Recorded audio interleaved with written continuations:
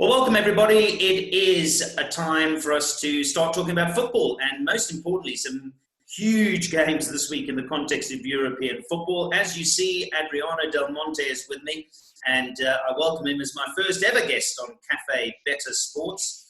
And first of all, let's start with this because this is a world we didn't expect, Adriano.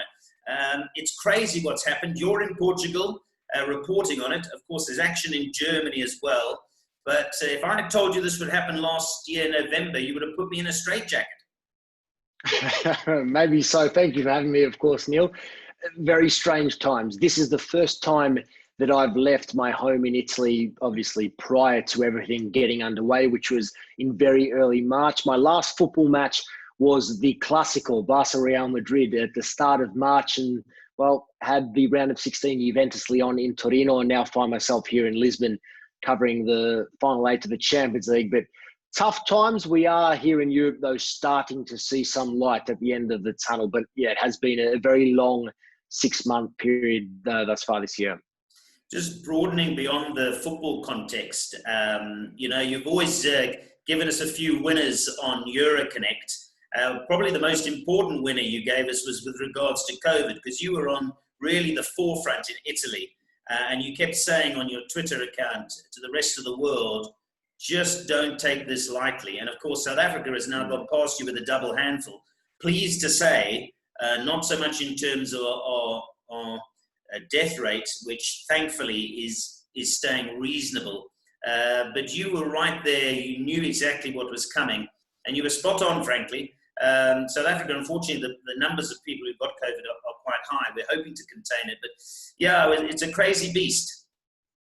It is. And look, I'm not coming from a medical background with that advice that I was giving throughout the time, but it was quite evident that we, as the first country in Europe really to have to battle and deal with the pandemic, we didn't have the information required with regards to what to do.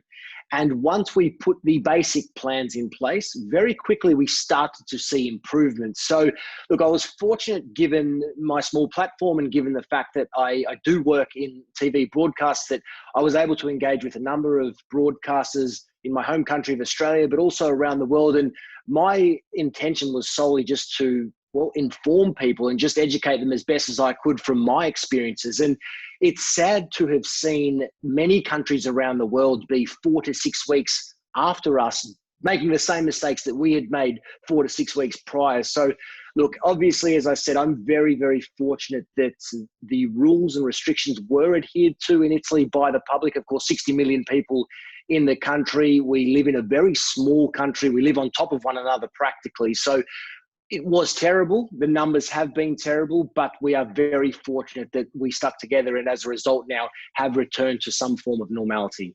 Yeah, and let's talk about that. Before we talk about the second of the semi-finals for the Europa League, I wanted to pick your brains, and this goes to the Champions League as well, which of course is being run in your neck of the woods at the moment, Portugal.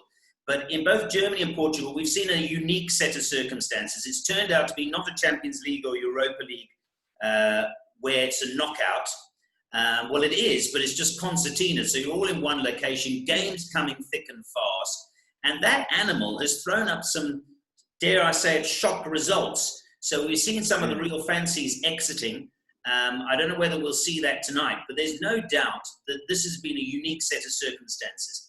And I want to start off by touching on something that you mentioned on Twitter, which I think you're probably onto, and that is that the French clubs, of course, abandoned their league a long time ago. They are fully rested. And if you look at Champions League, perhaps therefore no surprise to see two, PSG and Lyon, into the semis. And then from a German perspective, they were the first back, and as a result, they were the first to complete. So you've got Bayern Munich, Leipzig, all going well. So maybe that had something to do with it.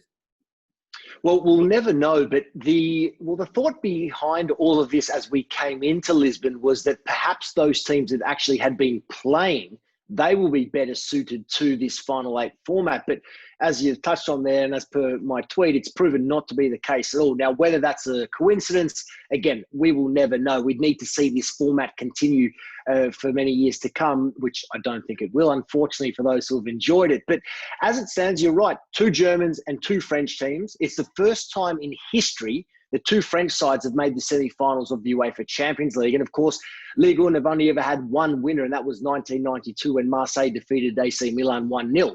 So the French haven't had too much success prior to this season, where perhaps coincidentally they cancelled their campaign. But there have been many shocks. I think from on the pitch, having been very fortunate to be in the stadium and have seen these matches play, the results probably haven't been as surprising given what we've actually seen inside the stadium. I think the Lyon-Man City clash was the best example of that. If you watch the 90 minutes inside the stadium, the energy, the feel, everything was going the way of Lyon. They just had the advantage over Man City, and it wasn't as surprising from watching it inside that others may have felt perhaps watching it at home. But you're right, overall the results haven't been what anyone would have picked. If anyone has picked 4 winners there in those quarterfinals, I'd say go and buy a lottery ticket, because you're certainly onto something.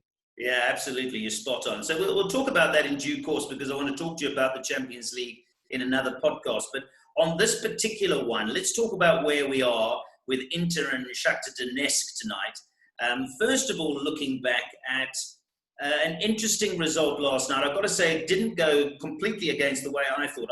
I know a lot of Manchester United fans out there were hoping for the best, but they haven't had a great season. We could also question the English clubs. And maybe on the 90 minutes, they didn't take their opportunities. But another English club to get knocked out. Sevilla, of course, as you know, have got this absolute love affair with this tournament, which is part of the reason why I like them, because, you know, they've won it multiple times and they've set themselves up for another final. And, they took their chance and they're through to the final. Well, that's what it's all about. Man United had 20 shots in that match last night.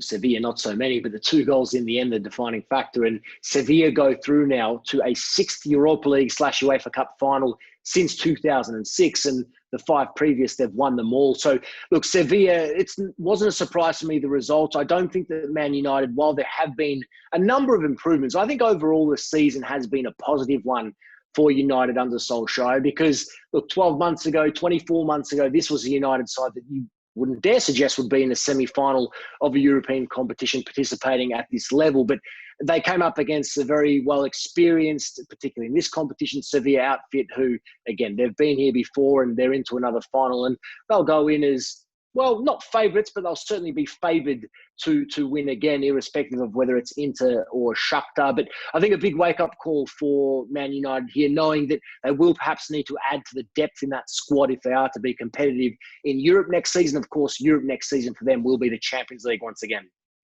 Okay, so let's see and talk to you, Adriano, pick your brains about who you think they might be facing in the final. Of course, Inter, you know very well. We see that, of course, on your SuperSport work, because you're in touch. Got a real finger on the Italian pulse. And we've discussed this before. Weird kind of season for them, Inter. Quick out of the blocks, they looked good, and then they just went AWOL. They went absent without leave, lost the plot in their domestic league, but now they've come back and they've got a chance for salvation. If they can get past Shakhtar and then beat Sevilla in the final, it might yet be a good season for them. Where do you see Inter? Will they have too much firepower for Shakhtar Donetsk? How do you see tonight's match? Well, Shakhtar can certainly not be underrated. Like Sevilla, one of the underrated teams in Europe. And Shakhtar have done it in the Champions League as well as the Europa League. Make no mistake about that. Of course, Shakhtar were in the Champions League earlier in the campaign. They were in that very exciting group with Man City, Atalanta and Dinamo Zagreb. Unfortunately, missed out very late with Atalanta going through. But Shakhtar have European pedigree. If you saw the quarterfinals against Basel, they made very light work of Basel. So certainly more than capable. Inter do need to respect them. But for Inter Milan, this is a golden opportunity, with all due respect to their opponents. They have a wonderful record against Ukrainian opposition. No defeat in their last 8 meetings, 5 wins in that time. They have Romelu Lukaku, who has scored in 9 consecutive Europa League fixtures, which is a record in the competition. If he scores tonight, he'll become the first ever to do it 10 straight. His goal-scoring numbers this season are on par with the very best Inter have had in the last few decades in terms of their best ever goal-scoring campaigns, let alone their debut season. So they are firing on all cylinders. I think that their lapse in concentration in Serie A will haunt them, because this was a massive opportunity this season under Antonio Conte to end that run of Juventus's 8 straight Scudetti. Of course, now they've made it 9. But I think winning a Europa League title would be a nice cherry on top of the cake for Antonio Conte this season. Of course, his first as they build into his second and what should be a very exciting 2020-21 Serie A campaign. And I spoke to Terry Paine a little bit earlier on. He had a tip for us. It'll be interesting to see if you see it the same way. But I spent a lot of time talking about Inter. They changed a lot of their personnel. He felt that you're seeing the best of someone like Lukaku, that he felt that Manchester United probably didn't play to the big man's strengths, whereas Inter can and do. He's had an excellent season. So it'll be interesting to see tonight tactics and how they go about addressing the Shakhtar issue, because both sides, as you mentioned, are in pretty good form. But there's no doubt Lukaku has been a success. Not all the players brought in have been a success, but I think one can say he has been. Look, I'm always cautious when it comes to criticising players for their roles and where they fit at certain clubs. I think Lukaku's goal-scoring record speaks for himself.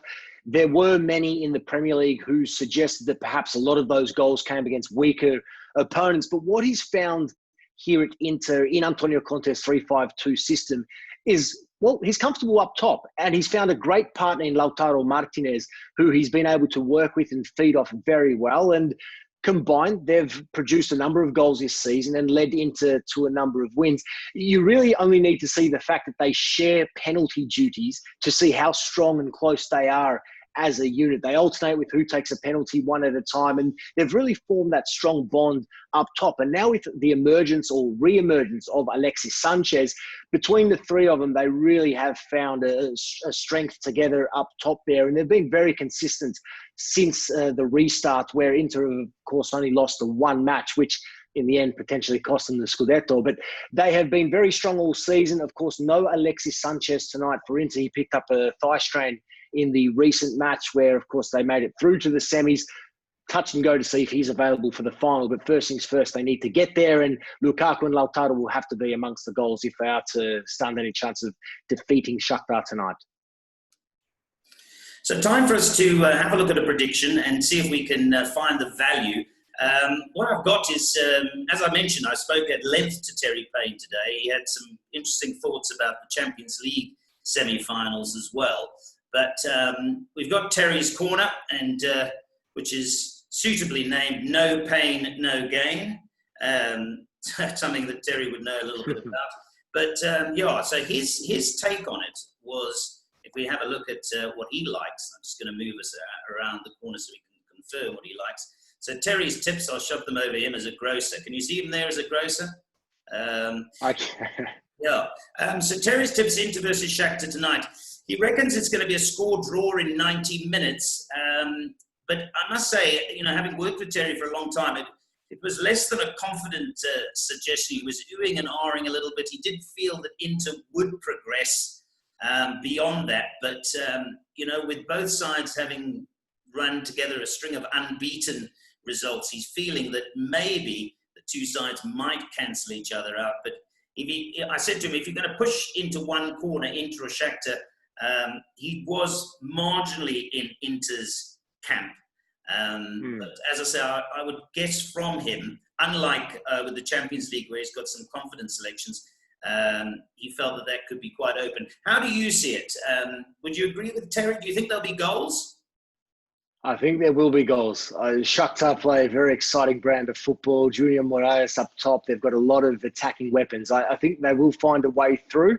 I do think the value, though, is in Inter to win in 90 minutes and both teams to score. So, look, I foresee in this match, I foresee goals, but I foresee Inter wrapping it up in the space of 90 minutes. So I'd look to combine a potential Inter win with over 2.5 goals. Well, I suspect if Terry was with us, you might have actually just pushed him into that corner because he was tempting to go that route. But then he kept coming back to the fact that, as you started, he said he didn't want to underestimate Shakhtar. And he made that point that he didn't underestimate Sevilla and he didn't underestimate Lyon either. So I don't know about tipping all of those four outsiders, but he's been in the right park for sure. But it's going to be an interesting result. And then if it is going to be an Italian-Spanish final, or, of course, we've got a Ukrainian and Spanish final, but it's a chance for both Italy and Spain to get on the mark because, as you said, in Champions League, no sign of a Spanish, Italian, or English team. That's right. And for the first time in a long time, none of those countries represented in the Final Four. For Spain, it's the first time since 2007 that they haven't appeared in the Final Four of the Champions League. So certainly a long time there, but a big opportunity, of course, for Sevilla guaranteed in the final and either Italy or Ukraine this evening. But I think a potential final Sevilla Inter or Sevilla Shakhtar would be very exciting, and feel I will already be tipping a draw after 90 minutes, irrespective of who makes it through. Well, thanks very much, Adriano. We'll catch up with him in due course because we've got Champions League, of course, coming up at the semi-finals and then on to the finals. It's a crazy week. It's a great week of football. Are we going to see a favourite arrive? We're overdue for one, but perhaps just, Adriano says, Inter to shade it in 90 minutes.